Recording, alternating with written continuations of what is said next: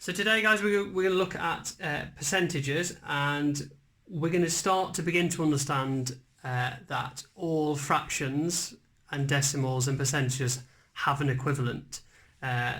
So just like we can find equivalent fractions, every fraction has an equivalent decimal, and every decimal has an equivalent percentage. But today we're going to be concentrating on percentages and how we might begin to use our knowledge of fractions to find them. So if we look at the word percent to begin with, if we break that word up into two parts, if we take per meaning every and cent meaning 100, okay, if you think about the word century, 100, so for every 100, okay. Now what I've got here, this squared piece of paper here, which is very much like what you'll have in your questions, that is actually 100 square. So it's 10 across and 10 down. So 10 times 10 is 100.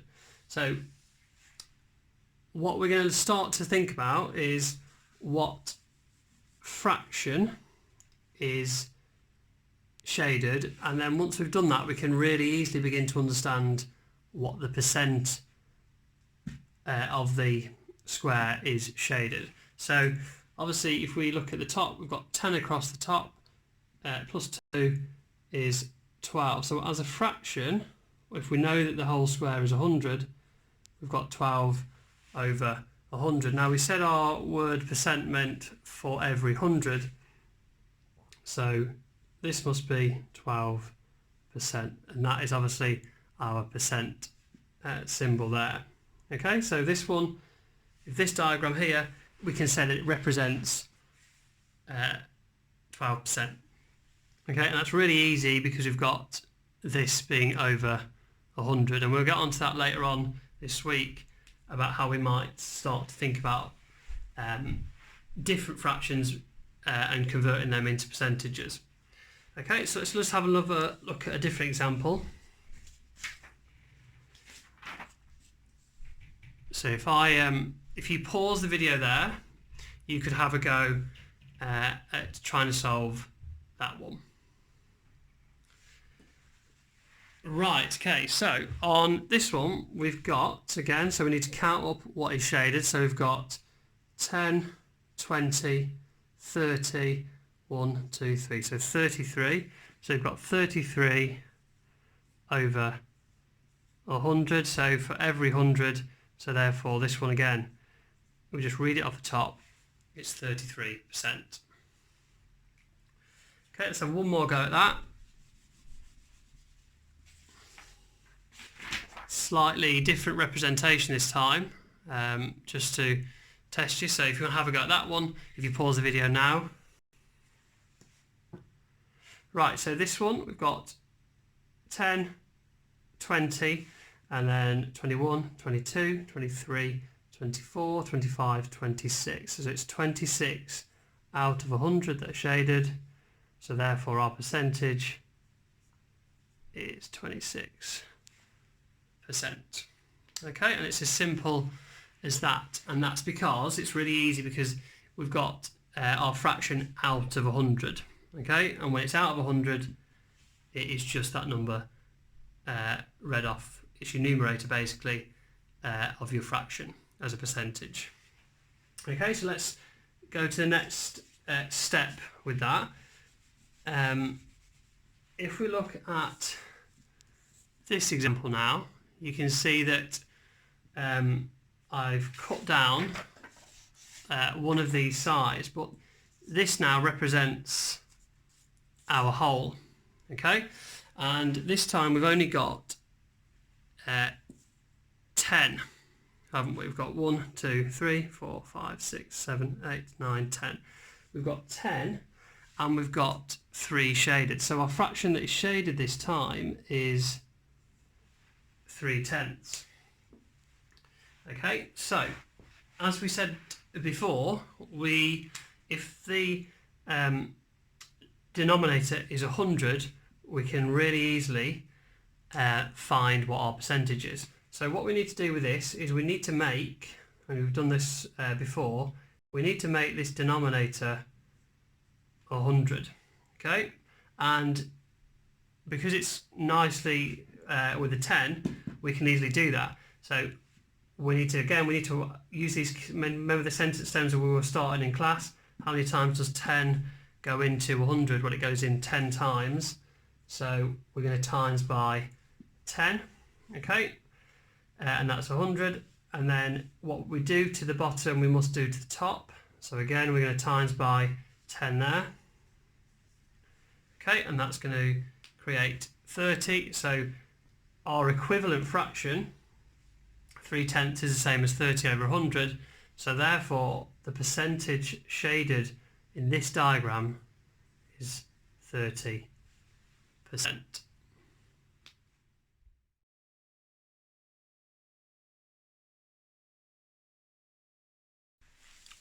Okay, and on to English then. So today we're going to have a look at how we might begin to think about planning our stories for tomorrow and Friday's writing. And with this, this is just really a suggestion. Obviously, your stories, you might choose to do them completely differently. And like I said in the first video on the Monday, you don't have to follow the Porto story if you don't want to. You can do any type of story if you like, but this is just an idea and just gives you some ideas to get you going with it. So what we're going to do today is we're going to have a go at planning out how we might begin to structure our story. So in your packs you've got a very similar table like this which I've given you. Now again, you don't need to use that table, and actually really today you don't actually have to write anything down if you don't want to. You just have to go through the process of planning out the story and knowing exactly what's going to happen throughout. Okay, so let's make a start then on here. Now remember, in here I'm just going to add some details in here. Now we're not writing in full sentences at all in these boxes. Again, it's just some ideas to get you going for when you do begin to write. So in my first box I've got my MC stands for main character, just for short. So again, we're writing in note form to keep it short as we can. So he finds a Porto. So in my story, that is going to be Stanley digs a hole too far and falls in. Okay, so I'm not going to do any more than that. We've done a little bit of that already. Yesterday's lesson, we looked at the language in there. You've got a lot of stuff that you could use if you did yesterday's part of English. So this next bit is he's fallen through the hole now. He's found himself in the setting. So this is a little bit like yesterday's lesson where we began to describe the setting. So what we could begin to do in this bit is just take some ideas down. And remember, I said mine was from the Pandora text. So if we say luminous trees, and again note form, mountains in flux, which means they're suspended in the air, and just really get some ideas down as much as you can that you're going to take into your setting description. So setting description is really important in a story to set the scene and paint that picture for the reader. Okay. Now, if you're going with this story structure, the main character is warned not to do something. So really, at this point, you need a character, don't you, or somebody that's going to warn them. So in the Pandora text, in the Pandora information that we had, we've got the Na'vi people. So the Na'vi people warn him not. Let's say not to venture past the waterfall.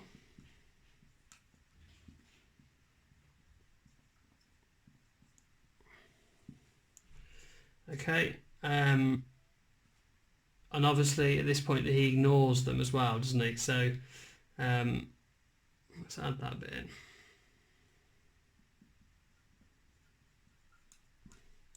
Okay, so he's going to go past the waterfall anyway, and you need to think about what the warning might be. So in this case, the Na'vi are warning about dangerous animals. So we could say Stanley is chased by hexapods. Okay. Now we don't need huge amounts in this one, but this would be the problem area. He's getting chased by the hexapods. So the hexapods are getting closer, maybe.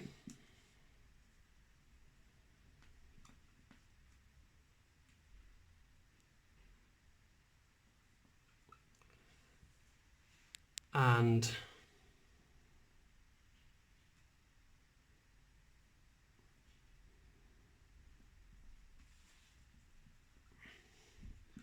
maybe you can feel their breath on his neck, which gives an idea of how close they are getting. And then he needs to find a way out. He struggles to find a way out. And one of the ways that he could is that maybe swap my pen. Stanley may trip over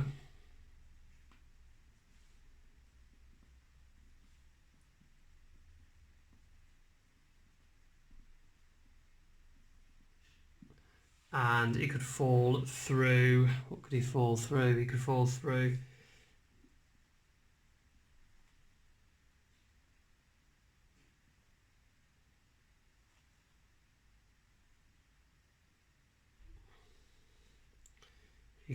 through a blanket of glowing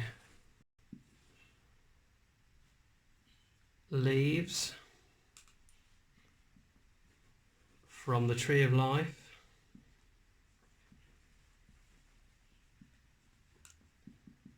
and he's obviously then going to end up back where he started, back on Earth. Okay, so that could be your story. So we've got him being warned about something, he ignores that warning, and that's where your problem comes in. So this is your problem part of the story. But then you need a way of him getting back. And again, you could build this part up here with the tension. It's a really good opportunity to do that. But remember, it doesn't matter. You don't need to follow this story pattern if you don't want to. You can do your own. As long as you've got a story at the end of it, I'm really interested in seeing what you can do with that. And again, planning it doesn't need to be written down. The great thing about being at home at this point is that you can do different strategies that work for you, and the best way that you think of planning a story. It could be talking to members of your family. It could be using some apps on your phone. Whatever works for you guys. It doesn't matter.